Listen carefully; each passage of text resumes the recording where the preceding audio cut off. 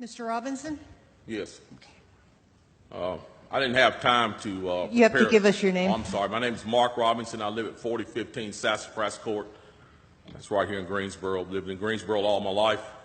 I didn't have time to write a fancy speech. I didn't have time to, I didn't have the resource of an English teacher to sit down and write a speech with at school today and be, brought over here or practice or anything. What I really came down here for is this. I've heard a whole lot of people in here talking tonight about this group and that group, and domestic violence and blacks, these minorities and that minority. What I want to know is, when are you all going to start standing up for the majority? And here's who the majority is. I'm the majority. I'm a law-abiding citizen who's never shot anybody, never committed a serious crime, never committed a felony. I've never done anything like that. But it seems like every time we have one of these shootings, nobody wants to put the blame where it goes, which is at the shooter's feet. You want to put it at my feet. You want to turn around and restrict my right, constitutional right that's spelled out in black and white.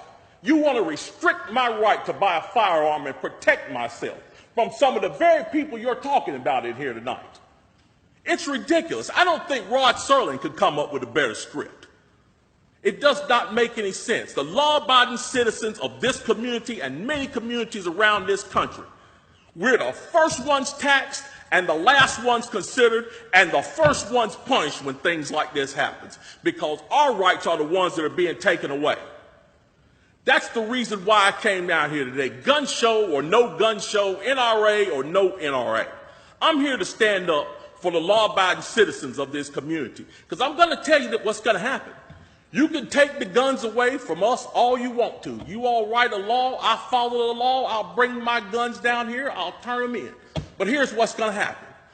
The Crips and the Bloods on the other side of town, they're not going to turn their guns in. They're going to hold on to them. And what's going to happen when you have to send the police down there to go take them? The police can barely enforce the law as it is. As what I see, we demonize the police, criminalize and vilify the police, and we make the criminals into victims. And we're talking about restricting guns? How are you going to do that? How are you going to do that when the police department's already hamstrung? You're not going to be able to go down here and take these guns from these criminals. So the criminals are going to hold on to their guns. They're still going to have them. They're still going to break in my house, and they're still going to shoot me with them. And guess who's going to be the one that suffers? It's going to be me. Well, I'm here to tell you tonight, it is not going to happen without a fight. And when I say fight, I don't mean shots fired. I don't mean fist thrown. I mean I'm going to come down here to this city council and raise hell just like these loonies from the left do until you listen to the majority of the people in this city. And I am the majority. The majority of the people in this city are law-abiding, and they follow the law, and they want their constitutional right to be able to bear arms. They want to be able to go to the gun show and buy a hunting rifle or a sport rifle. There are no military-grade weapons sold at the gun show. An AR-15 is not a military-grade weapon. Anybody that would go into combat with an AR-15 is a fool. It's a semi-automatic .22 rifle. You'd be killed in 15 minutes in combat with that thing.